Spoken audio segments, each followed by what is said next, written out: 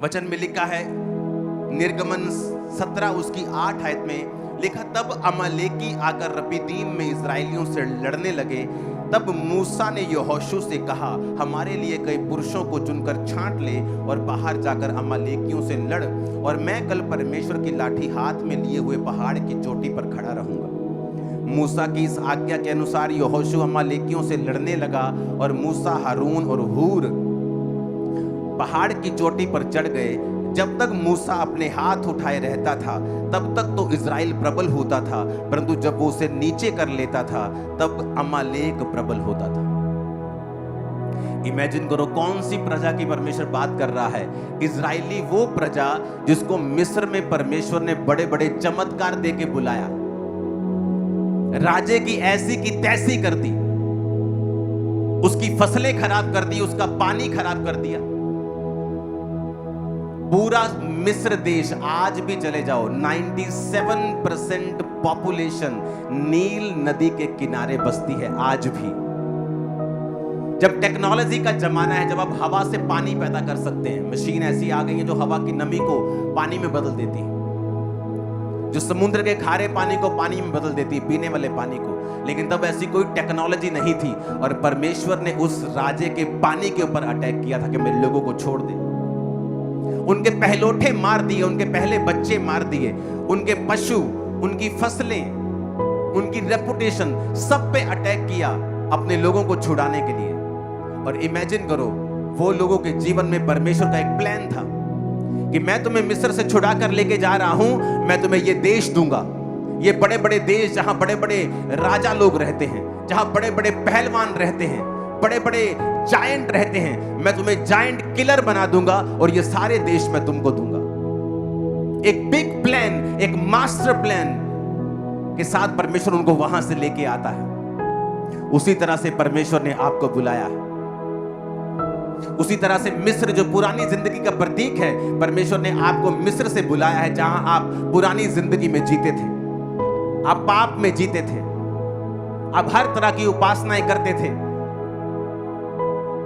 आप जीवित परमेश्वर से दूर थे, और परमेश्वर ने आपको मसीह के द्वारा अपने पास बुलाया। और अब परमेश्वर का जिस तरह उनकी जिंदगी में एक बड़ा प्लान था, आपकी जिंदगी में परमेश्वर का एक बड़ा प्लान है। वो चीजें जो बड़ी हैं आपके लिए परमेश्वर ने तैयार करके रखी। वो चीजें जो भयानक है, मार्वलस है, वो थ्रोन्स, वो गद्दियां परमेश्वर ने आप और आपके बच्चों के लिए रेडी करके रखी हैं। वो चीजें जो आपने कभी सोची भी नहीं है, वो चीजें जिनके आप काबिल नहीं हो, वो चीजें जो दूसरी जातियों के लिए हैं, परमेश्वर ने आपके लिए रखी है। वो अनॉइंट हो चुकी हैं आप लोगों के लिए। और यही प्लान था परमेश्वर का उनकी लाइफ में। और इसी योजना के तहत परमेश्वर ने बड़े काम दिखाए, जिस तरह आपकी और मेरी जिंदगी में परमेश्वर ने बड़े काम दिखाए। जब हम मिस्र में से निकल रहे थे तो किस तरह परमेश्वर ने हमारे विरोधियों को शांत करवाया, किस तरह उसने हमारे विरोधियों को शर्मिंदा किया, उसने शैतान के चंगुल से मुझे और आपको छुड़ाया। इतनी बड़ी योजना आपकी लाइफ में और मेरी लाइफ में, इतनी बड़ी योजना इजराइलियों की लाइफ में। लेकिन बाइबल क्या कहती है, इतनी बड़ी योजना, इतनी बड़ी इन्वेस्टमेंट होने के बावजूद भी, कि परमेश्वर ने इतना ज्यादा इन्वेस्ट किया है कि राजे की पूरी तरह से सल्तनत को हिला के रख दिया, उसे मार दिया, उसकी सेना को जीवित समुद्र में डाल दिया। लेकिन फिर भी वचन कहता है, जब वो अपने वायदे के देशों को लेने के लिए जा रहे थे तो रास्ते में अमालेकी लड़ने लगे। पौलुस कहता है, तीमुथियुस, जो भविष्यवाणी तेरे विषय में की गई है उनके अनुसार तू अच्छी लड़ाई को लड़। आपके जीवन में परमेश्वर का वायदा है कि वो आपको उचित, बेस्ट, सबसे बेस्ट स्थानों के ऊपर वो आपको रखने वाला है, मुझे ही नहीं। कई लोगों को लगता है पास्टर बहुत ऊंचे हो गए हैं, ये वचन उनके लिए है। मैं आपको बता सकता हूं, आप में से 90% से ज्यादा लोग जो बहुत ही लो समझते अपने आप को, मैं आपसे कहीं ज्यादा लो था। यहां तक कि मुझे यकीन नहीं आता था जब मेरा पास्टर मुझसे कहता था कि तुम परमेश्वर के एक दास बनोगे, तुम शीशे के सामने जाके बोला करोगे तुम ब्लेस्ड हो। मुझे यकीन नहीं, मुझे लगता था कि ये मुझे ये साइकोलॉजिकली कुछ करने के लिए कह रहे हैं। जैसे डॉक्टर्स लोग बोलते हैं, साइकेट्रिस्ट बोलते हैं कि पॉजिटिव बोले, मुझे लगता है ये भी उसी तरह की चीज है क्रिश्चियनिटी। मैं इस बात को विश्वास नहीं कर सकता था कि मैं आज यहां हूं, मैं कभी इससे आधा, इससे 25%, 10% भी सपने में भी सोच नहीं सकता था। लेकिन परमेश्वर की एक योजना थी और मैं आपको बताना चाहता हूं, उसकी योजना हर उस व्यक्ति के लिए है जो बैप्टाइज्ड हो चुका है। अगर आप यहां लाखों में बैठे हैं तो उसकी लाखों के लिए, अकेले अकेले के लिए योजना है। अगर आपके 2 बच्चे हैं, आप नहीं कहते हो कि एक बच्चा मेरा राजा बने और दूसरा भिखारी, आप कभी नहीं चाहते। आपके चाहे 4 बच्चे क्यों ना हो, आप चारों के लिए प्लान रखते हो। चाहे परमेश्वर के 10 लाख हो, चाहे 10 करोड़ हो, चाहे 800 करोड़ हो, वो हर एक के लिए एक योजना रखता है, उसका हर एक के लिए प्लान है। इसीलिए आपके फिंगरप्रिंट्स कभी किसी से मैच नहीं करती। आपकी जीभ के ऊपर भी एक प्रिंट होता है, वो कभी किसी से मैच नहीं करता। आपको अगर मैं किसी दुनिया के सबसे बड़े आर्टिस्ट को बोलूं कि मुझे ड्राइंग्स बना, आदमियों की ड्राइंग्स बना, मैं बोलूंगा 100 बना, 200 बना, 1000, 1500 बनाने के बाद वो भी रिपीट बनाने लगेगा, दुनिया का सबसे बड़ा आर्टिस्ट भी। और खुदा देखो कैसा है कि उसने 800 करोड़ लोगों को अलग अलग बनाया। कितना वो मास्टर प्लानर है। ये सबूत है, ये उसका सबूत है कि उसकी योजना आपकी लाइफ में दूसरे से अलग है, आपके सगे भाई से भी अलग है, आपके परिवार में हर एक के लिए परमेश्वर की एक अलग योजना है। उसने आप पर इन्वेस्ट किया, उसने हमें जब बुलाया अन्य जातियों से, उसकी इन्वेस्टमेंट हम पर हुई है। उसने कैसे हमारे दुश्मनों को जवाब दिया, कैसे शैतान के धोखे से हमें बचा के रखा, कैसे शैतान के अटैक से बचा के रखा, कैसे बीमारियों में से हमें निकाला, कैसे हर तरह की गरीबी और श्रापों में से हमें निकाला। उसकी एक भारी योजना है, उसने इन्वेस्ट किया। बावजूद इतनी इन्वेस्टमेंट के, बावजूद इतनी बड़ी योजना के, बावजूद इतनी बड़ी भविष्यवाणी के जो उनकी लाइफ में थी और हमारी लाइफ में भी है, बाइबल कहती है जैसे ही मूसा प्रार्थना में हाथ नीचे करने लगा, उसके लोग हारने लगे। इमेजिन करो, आप बुलाए गए हो, आप चुने गए हो, दिन को बादल, रात को आग का खंबा आपकी अगुवाई कर रहा है, प्रभु का हाथ आपके सिर पे है, प्रभु कहता है ये सारे देश में तुम्हें दूंगा।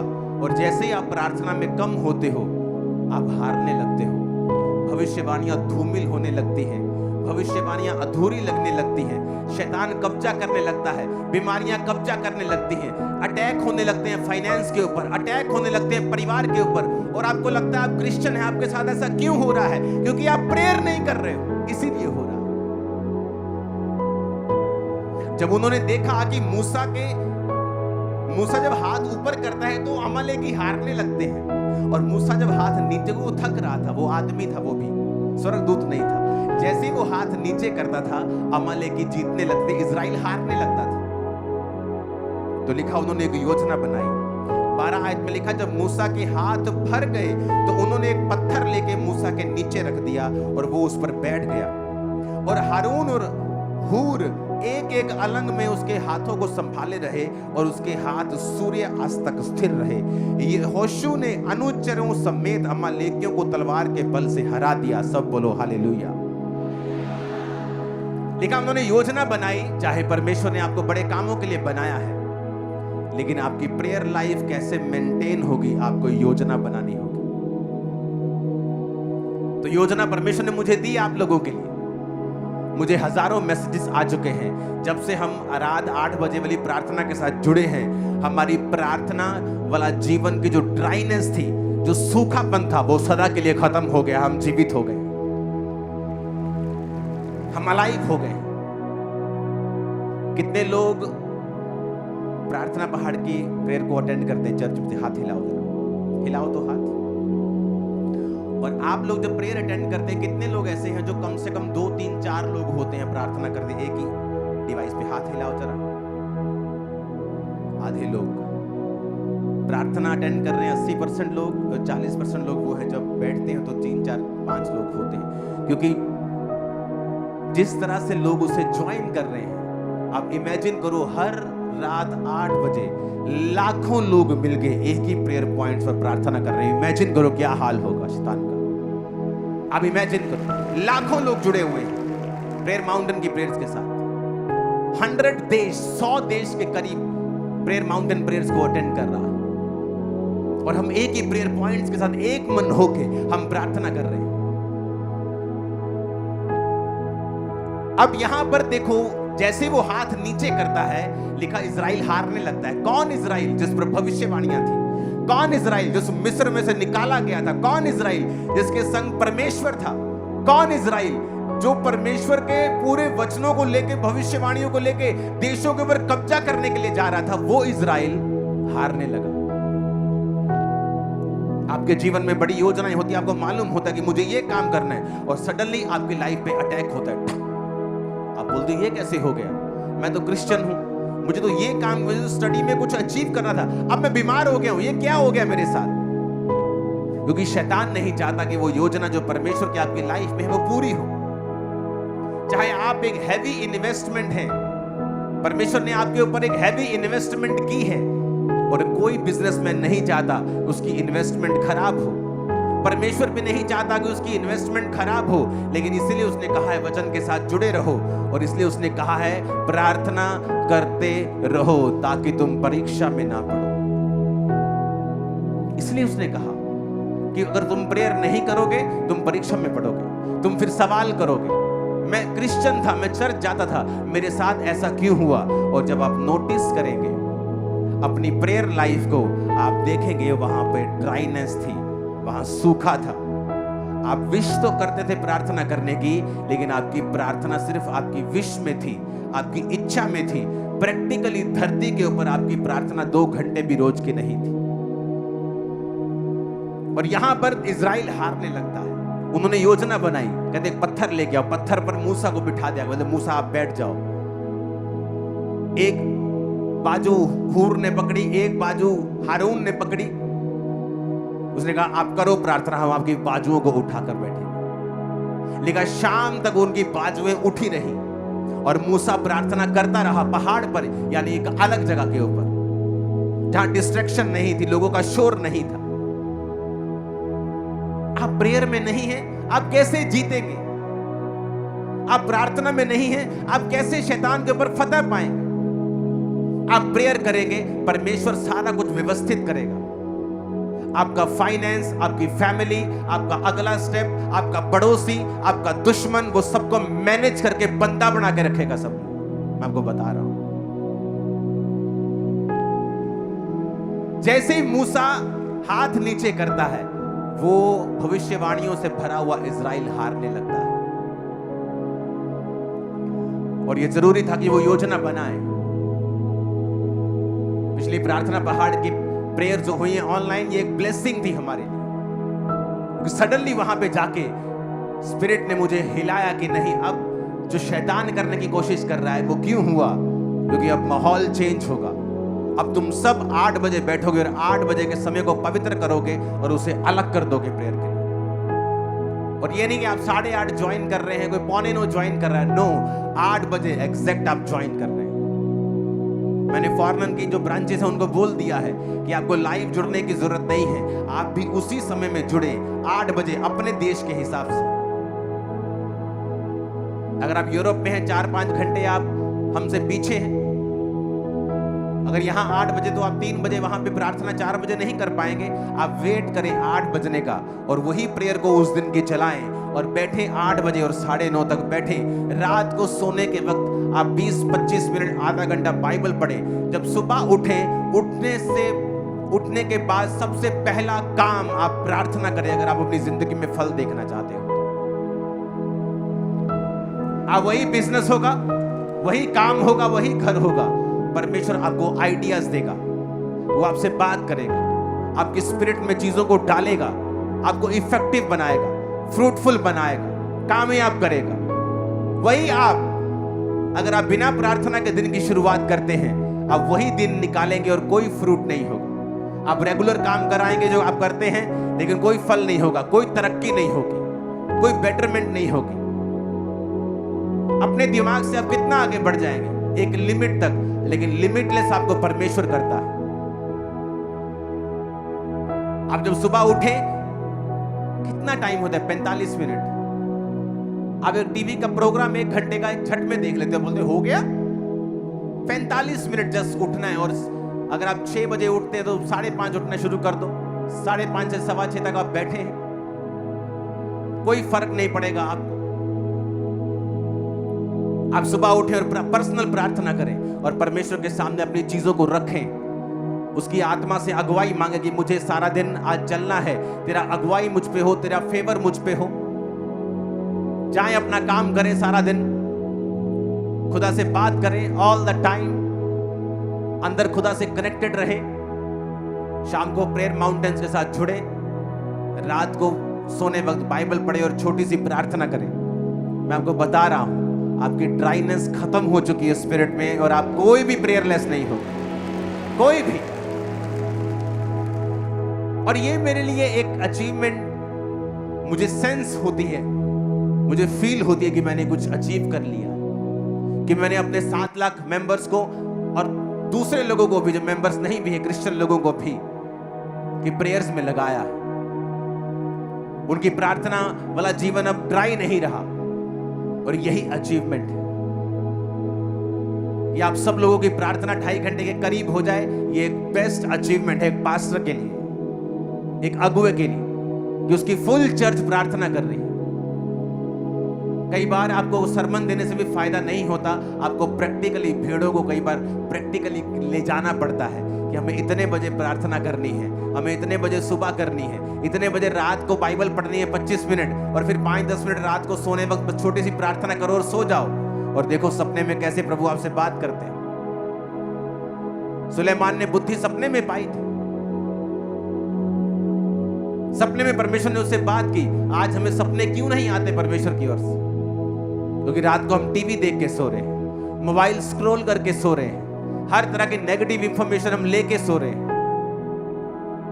आपकी न्यूज पे क्या आता है सारा दिन?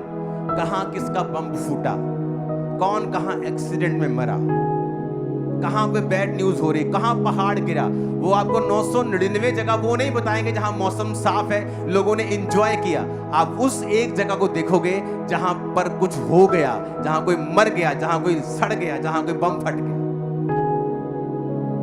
आप इतने नेगेटिव हो जाओगे अपनी स्पिरिट के अंदर, आप भूल जाएंगे कि परमेश्वर ने आपको अपना जीवन एंजॉय करने के लिए बनाया, अपनी संगति में बिताने के लिए बनाया है।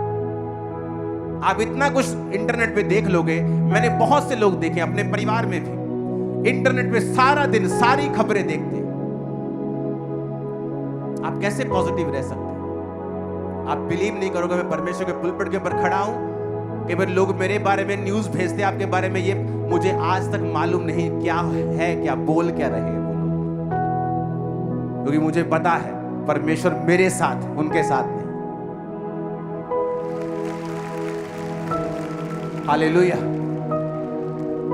हमें क्रिश्चियन लाइफ कैसे जी पाएंगे अगर आप सारा कुछ नेगेटिव अपने फोन की फीड जो है आपकी, अगर आप उसे लेंगे तो।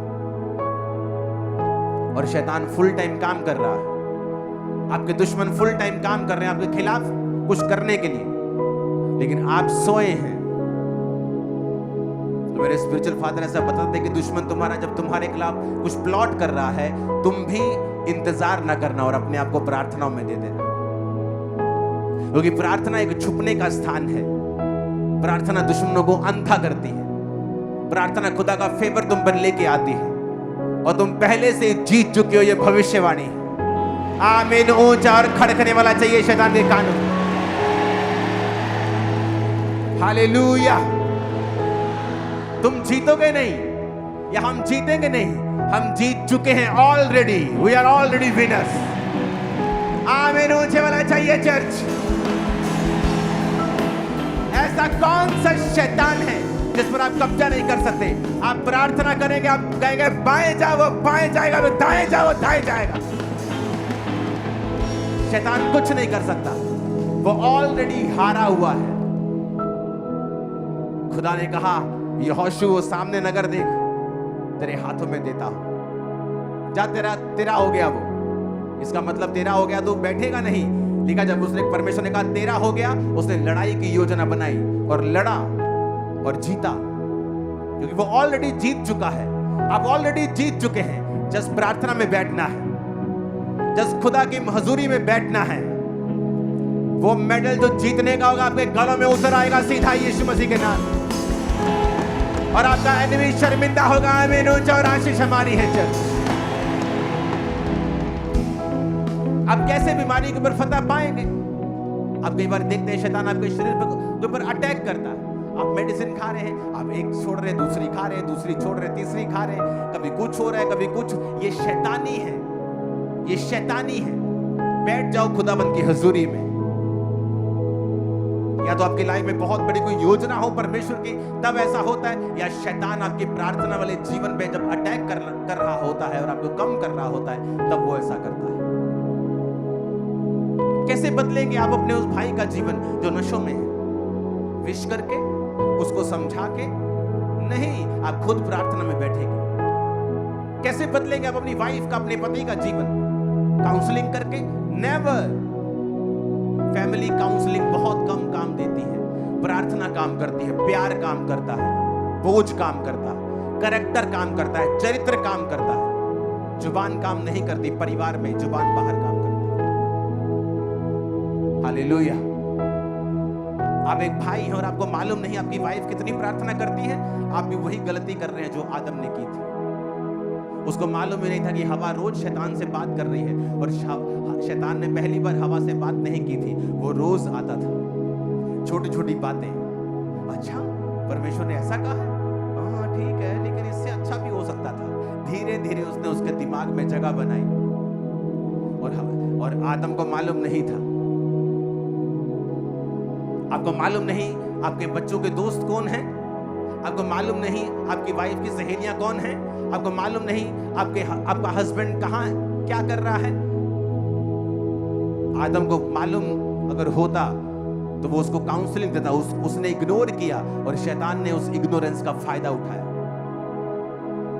आपका कोई फैमिली टाइम नहीं, बच्चों के साथ कोई बॉन्डिंग नहीं। बच्चे आ रहे हैं, पढ़ रहे हैं, सो रहे हैं, बाप काम पे आता है, खाता पीता, शाम को सोता, सुबह निकल जाता है। जब आप बड़े हो जाते हैं, बच्चे बड़े हो जाते हैं, उसका कोई इमोशनल बॉन्ड आपके साथ नहीं होता, तो फिर आप बुढ़ापे में दिक्कत पाते हैं। जब आप प्रार्थना करने के लिए सब इकट्ठे बैठेंगे, वो बॉन्ड अपने आप बनना शुरू होगा। जब आप परमेश्वर के संग जाएंगे, अपने आप चीजें सही होनी शुरू होंगी। इसलिए जो लोग चर्च रेगुलर आते हैं, उनकी जो फैमिली लाइफ है वो बेटर होती जाती है हर साल। आप इमेजिन कर सकते हैं क्या कि इजरायली कौम पूरी हारने लगी, वही तलवारें, वही योद्धा, जब प्रार्थना नहीं होती तो हारने लगते थे। वही तलवारें, वही योद्धा और वही दुश्मन, जब मूसा अपने हाथों को उठा लेता था तो जीतने लगते थे। क्या दर्शाता है कि ना बल से, ना शक्ति से, बल्कि उसकी आत्मा के द्वारा। अगर हम फाइट नहीं करेंगे, जो आप डिजर्व करते हो आपको नहीं मिलता है, जिसके लिए आप फाइट करते हैं वो आपको मिलता है। प्रेयर एक फाइट है, प्रेयर एक काम है, परमेश्वर के साथ एक सहभागिता है जो आप प्रभु के साथ करते हो। आप बाइबल पढ़ के देखो, महान काम किसने किए? जिन्होंने प्रेयर्स की है। कौन बचे? जिन्होंने प्रार्थनाएं की है। विजिट किसके पास हुई? जिन्होंने प्रेयर्स की। बाइबल कहती है कुरनेलियस की प्रार्थना और दान, दूत ने कहा तेरी प्रार्थना और दान याद किए गए। प्रेयर्स और दान याद किए गए। अगर आप प्रभु का हाथ अपनी लाइफ पर देखना चाहते हो, कभी भी ऑफरिंग्स और बोने में और टाइथ में पीछे मत रहे। नेवर। मैं टाइथ से ज्यादा बोता हूं अपनी लाइफ और पर्सनल लाइफ, मेरा पर्सनल की मैं बात कर रहा हूं, मैं टाइथ से ज्यादा बोता हूं। मुझे मालूम है परमेश्वर ने मुझे क्या दिया है, क्योंकि जब आप प्रेयर में पूरे होते हैं और आप बोने में पूरे होते हैं, कोई आपकी तरक्की को रोक नहीं सकता। और ये हेवन ओपन करता है आप लोगों के लिए। इसलिए वचन में लिखा है कि मैं डैम गेट खोल दूंगा। कौन से dam gate? Sluice gate, dam gate. कि बांध के पीछे पानी भरा पड़ा है लेकिन आगे सूखा है, वो गेट बंद है। परमेश्वर ने कहा मेरे पास आशीष है, लेकिन आगे वो गेट बंद अगर रहेंगे तो सूखा रहेगा, लेकिन जब तू टाइथ देगा मैं उस स्लूस गेट को खोल दूंगा और आगे पानी को भेज दूंगा। आप क्रिश्चियन होने के बावजूद भी, जब लोगों ने प्रेयर वॉरियर्स के यहां स्टडी की कि बहुत से प्रेयर वॉरियर्स अपने जिंदगी में गरीब रहे, क्योंकि प्रेयर वॉरियर्स को लगता था कि वो सिर्फ प्रार्थना करके परमेश्वर से ब्लेसिंग पालेंगे, लेकिन वो गलत थे। प्रार्थना तो करनी ही है, लेकिन बोना है, क्योंकि बिना बोए हम काटेंगे नहीं। कुरनेलियस की प्रार्थना और दान याद किया गया, दो चीजें, प्रेयर्स करना और दान देना। लेकिन परमेश्वर ने उसको याद किया और उसको, पतरस को उसके घर भेजा, वो बचाया गया, उसका घराना बचाया गया, पवित्र आत्मा का वरदान उन्होंने पाया। यही क्रिश्चियन लाइफ है, विक्टोरियस, ब्लेस्ड, विदाउट स्ट्रेस। अगर हम प्रार्थना में, पवित्रताई में पूरे हो तो, अगर हम बोने में पूरे हो तो। बाइबल में मिट्टी नहीं चढ़ने देनी है, इसको पढ़ना है हर रात को, कि आप रात को जब इसको पढ़ के आप 10 मिनट की प्रार्थना करने के बाद आप सो रहे हैं, इमेजिन करो परमेश्वर आपके सपनों में आ रहा है। खुदाबंद के वचन से हमें सीख मिलती है कि चाहे हम कॉल्ड हैं, चोजन वन है, चुने हुए हैं, योजना बड़ी है, परमेश्वर ने हमारी लाइफ में बड़े बड़े मिरेकल्स किए हैं, तो भी विदाउट प्रेयर्स एनिमी कब्जा करने की कोशिश करेगा।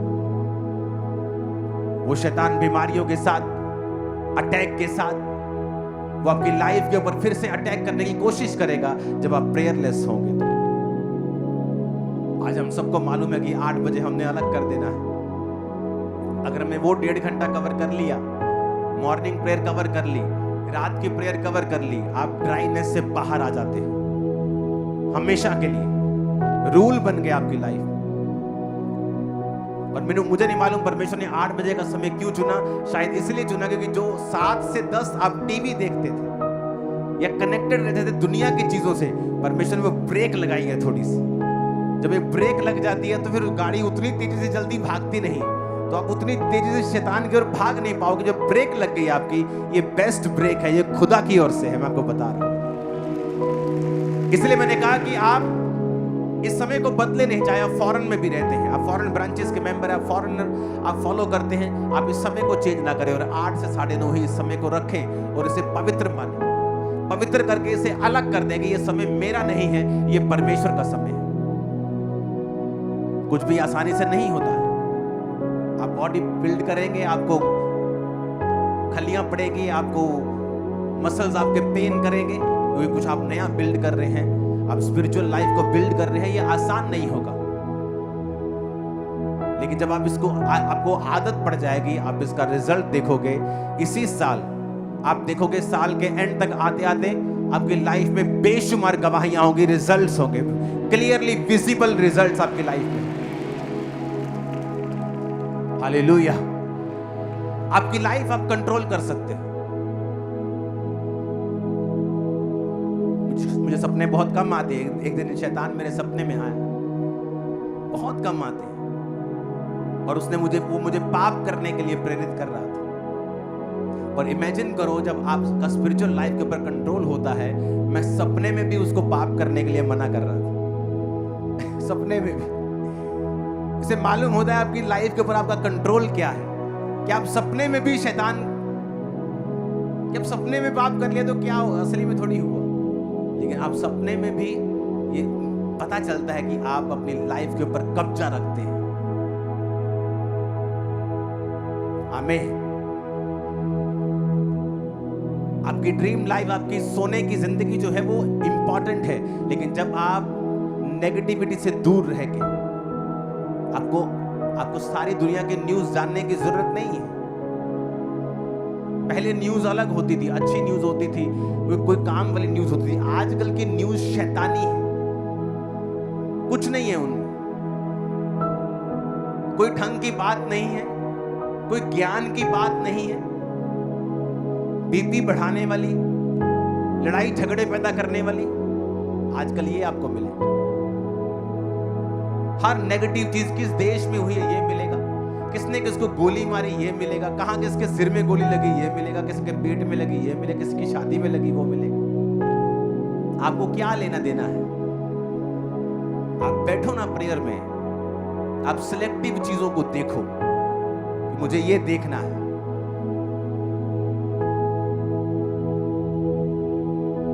पिछले 1 साल से हर दोपहर को मैं एक ही खाना खा रहा हूं, सिलेक्टिव चीजें, क्या मेरे लिए अच्छा है। क्या मुझे देखना है, क्या मुझे सुनना है, किससे मिलना है। सिलेक्टिव होना चाहिए सब। आपकी स्पिरिचुअल फिजिकल हेल्थ दोनों बेस्ट रहेगी। ये भी आने दे, न्यूडल भी आने दे, बर्गर भी आने दे, आप हेल्थी नहीं रहोगे। वो भी देख, फेसबुक पे जो आ रहा है कचरा सब आपके दिमाग में जा रहा है। सारा कचरा आप खा रहे हो, सारा कचरा आप ले रहे हो। कैसे हेल्थी रहोगे आप? स्पिरिचुअली कैसे हेल्थी रहोगे? मेंटली कैसे हेल्थी रहोगे? आप सारा दिन न्यूज क्या सुन रहे हो?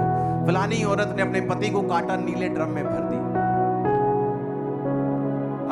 अब सारा दिन अगर न्यूज ऐसी सुनोगे तो जब हस्बैंड वाइफ बैठोगे आप कैसे बैठोगे?